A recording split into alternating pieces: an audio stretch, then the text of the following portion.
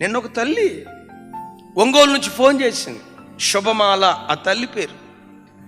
నాకు తెలిసి ఫస్ట్ లాక్డౌన్కు ముందు నుంచి ఆ తల్లి మన వాక్యం వింటారు. శుభమాల ఆ తల్లి ప్రయాణమే వెళ్ళేటప్పుడు ఆటోలో కూర్చుంటే 2 వీలర్ అబ్బాయి వచ్చి కొట్టాడట. ఆ యాక్సిడెంట్లో తగలటం మోకాళ్ళ మీద తగిలిందట. ఆ తల్లి సంవత్సరానికి వచ్చేసరికి మీలో కొంతమంది లాగా సంవత్సరానికి వచ్చి 2 పర్యాయాలు 3 పర్యాయాలు 21 రోజు 40 రోజులు కంటిన్యూస్గా ఉపవాసం ఉంటుంది. మేబీ బ్రాహ్మణ కుటుంబం నుంచో దేని నుంచో రక్షించబడింది. ఆ తల్లి ఏడుస్తా చెప్పిన మాట, అయ్యా నేను మోకరించలేక 15 రోజులు అవుతుందయ్యా. ఎందుకమ్మా? యాక్సిడెంట్ అయిందయ్యా. ఆ దెబ్బ సైతానుగాడి దెబ్బ కొట్టడం కూడా మోకాళ్ళ మీద కొట్టాడయ్యా. నా మోకాళ్ళు యాక్సిడెంట్కి గురయ్యాయి అనేది కదయ్యా నా బాధ. నేను దేవుని సన్నిధిలో మోకరించక 15 రోజులు అవుతుంది. మోకాళ్ళుని ప్రార్థన చేయక 15 రోజులు అవుతుంది.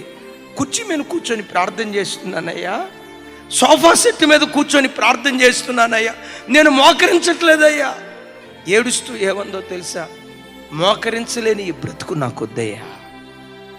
దేవుని సన్నిధిలో మోకాళ్ళు అనకుండా దేవుని సన్నిధిలో మోకరించి ప్రార్థన చేయని ఈ జీవితం నాకొద్దయ్యా. గగ్గోలు పెట్టు. అయిలారా, నీకు ఆరోగ్యం ఇచ్చింది, మందిరానికి వచ్చి ఉపవసించి ప్రార్థిస్తావని నీకు ఆరోగ్యం ఇచ్చింది.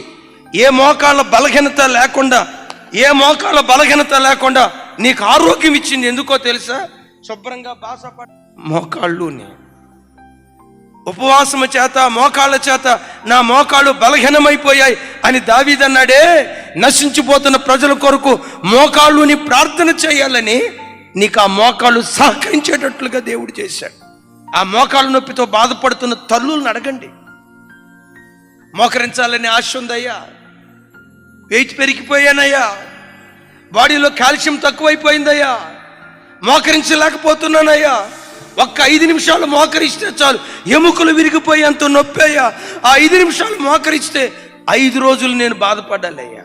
నేనంట, నీకు ఇచ్చిన ఆరోగ్యం దేవుని మహిమ కొరకే, నీకు ఇచ్చిన డబ్బు దేవుని మహిమ కొరకే, నీకు ఇచ్చిన ఉద్యోగం దేవుని మహిమ కొరకే, నీకు ఇచ్చిన సంపన్న స్థితి దేవుని మహిమ కొరకే. నీ కొరకు నువ్వు వాడుకుంటూ దేవుని మహిమ కొరకు నీకు కలిగిన దాన్ని వెదజల్లుతూ ఉండు. రాగల కాలంలో కృప వెంబడి కృప దేవుడు అనుగ్రహిస్తాడు.